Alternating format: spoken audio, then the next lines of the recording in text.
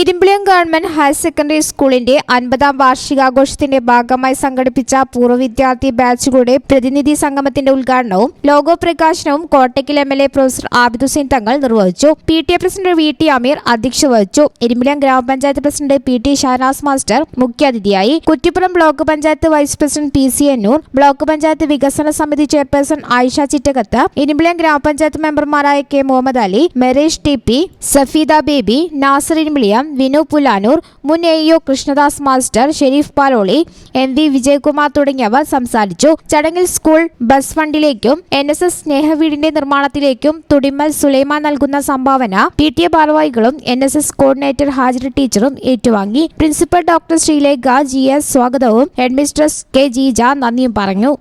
News bureau, Valanchery. Qatar golden diamonds, Calicut road, Valanchery main road.